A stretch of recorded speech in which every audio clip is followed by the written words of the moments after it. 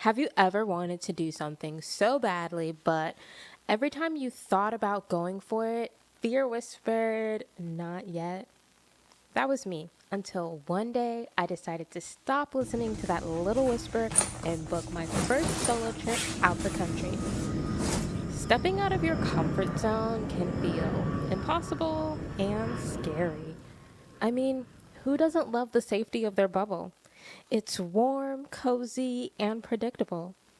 While fear can be a bit scary, but here's the thing: fear isn't a stop sign, and it's not always dangerous. It's a signal. It means you need to move, and in some cases, you're headed in the right direction. So, here I am, taking my first solo trip out the country. And honestly, I was pleasantly surprised by the experience. Well, more than surprised. It was eye-opening. For my first solo trip, I chose Toronto, Canada. Why Toronto? Well, I'd been there once before with my mom, and my sister currently lives there. So I thought, why not start somewhere that feels a little familiar, but still new enough to feel like an adventure? There was a lot to figure out for this trip. Planning felt spontaneous and exciting, but a little overwhelming. Two questions that lingered in my mind: who's gonna watch my dog, and how am I gonna get around? I'm not gonna lie, I almost canceled this trip. The thought of leaving my little munchkin behind felt impossible. She's been with me through everything, and for a moment I thought, is this really worth it? Is she gonna be okay? What happens if I'm not there? But then I realized that holding on too tightly, trying to control the uncertainty of the future, was exactly what was holding me back. I spent about a week or two researching and finally found a place I felt good about to watch her. Excited to go.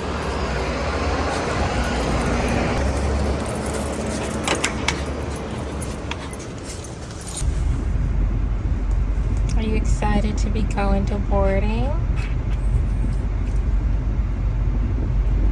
Now that she's at the doggy hotel, it's time to start packing. Off I go to the airport. I'm running behind, but the bags are packed. Cozy outfit is check, and I'm excited. I got my passport and all the important things. So here we go. Made it to Canada. As soon as I stepped outside, I felt this mix of excitement and nerves. I was a little worried that my phone wouldn't work, but thankfully my mobile plan had free roaming in Canada. I ordered an Uber and was on my way to meet my sister. Finally made it to Toronto. Such a pretty city. And the air feels different out here compared to Houston. It feels clean. I mean, people complain about Toronto. It's so dirty and slimy. It's so pretty. First things first, food. We found this amazing ramen spot, and the food tasted so fresh. Normally, I try to stick to a keto diet, but this time I thought, why not? So keto went out the window. After dinner, we stopped at this cute little bakery for dessert. To Butter Baker. And we got cakes and cookies. This one is the birthday cake, the pink one, and then the matcha cake and a butterscotch cookie. This was the perfect way to end the first night in Toronto. So I am excited. Today is Saturday and we're gonna go do some exploring in this city. I think we're gonna go get breakfast, go to some castle that's in the middle of the city, or it's like a really big mansion that people can go visit. I am super excited and I love this city. I definitely see myself living here, and I'm very grateful that I decided to come on this trip. I feel like in the past, I would have just been so in my head about so many different things, like the worst that could possibly happen, and not really enjoying the moment. And I think the most important thing is to enjoy the moment and to realize that no matter where you are, no matter what's going on, there are some things that you can't control. I feel this trip was definitely needed because it opened my eyes to a world just outside of Houston. And I love Houston. Houston is home. It will always be my city, but being here made me realize that I want to travel more.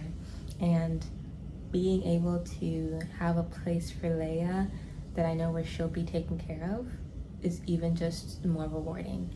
I mean, I do want to work up to having her travel with me. I think that is the ultimate goal. But baby steps, you gotta start small and then go bigger. So, you know, I think my next step is to do some more traveling in the States and then traveling on my own in other countries where I don't know anyone. I think that one's gonna be really scary because at least with Toronto, I have my sister. But if I were to go somewhere else that I had no one, I'm really gonna have to rely on my smarts, my resourcefulness, and of course other people who know the city, and just looking into places that are tourist friendly, as well as what's the word? It lost me. I escaped the word, but anyways, I'm gonna enjoy this Saturday. I'm so excited. I feel like renewed. I feel inspired, and I think traveling is important. So I think I'm gonna make it a point to travel more. I'm gonna have to put that in the budget. I'm gonna have to rework some finances so I can travel more. So yes, I love it. I love it. I love it. We started the day with breakfast, then went off to explore more of the city. We walked around, took in the sights, and even took a ferry out to an island. Toronto is such a beautiful city with so much to do. Honestly, I feel like I would never get bored here. By the end of the day, we packed so much in that we couldn't handle Casa Loma. So we pushed it back, knowing it would still be worth the wait. We ended the day with some incredible croissants, each filled with a different cream. I'm at this place called Le Beau, and they have basically a whole bunch of different types of croissant filled things. Like this is Le Cruffin, and it's pistachios. This one is tiramisu croissant, and this one is a creme brulee croissant. I couldn't resist trying them all, and honestly, it was totally worth it. On my last day, we made it to Casa Loma, this gorgeous fairy tale-like castle, and then had dinner with family on my dad's side. It was the perfect wrap-up for the weekend. After a few full days of fun, it was time to head back home. I was a little sad to leave because Toronto felt so magical, but I was excited to get back to see my pup. I got my babes back. Leia, you happy to be back? Did you have fun?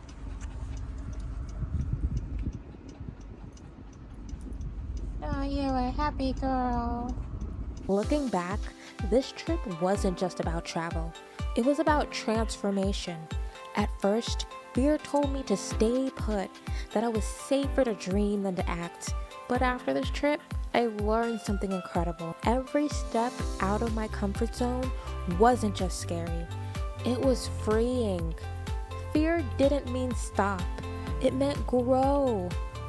Don't wait for life to happen or for the right moment to chase your dreams. Breaking out of your comfort zone means doing what you've never done before. And yes, it's scary. Fear is normal. It's proof that you're stepping into something bigger. But here's the thing. You don't need to be fearless to face your fears. You just need to be fear-conquering. This trip wasn't the end of the story.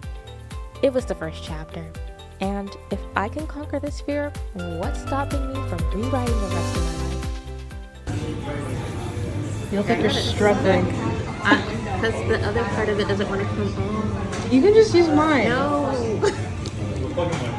Yeah, got it. Well, I'm not plugging the flask if you want to, so you'll kind of save it. Oh.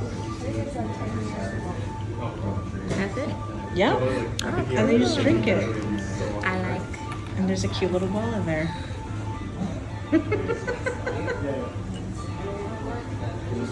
Wasn't too bad tonight because I Oh, that's good. long weekend. Thank you so much for watching. If you did enjoy this video, go ahead and give it a thumbs up. If you would like to see more content from me, subscribe to my channel, and I'll see you guys in the next one.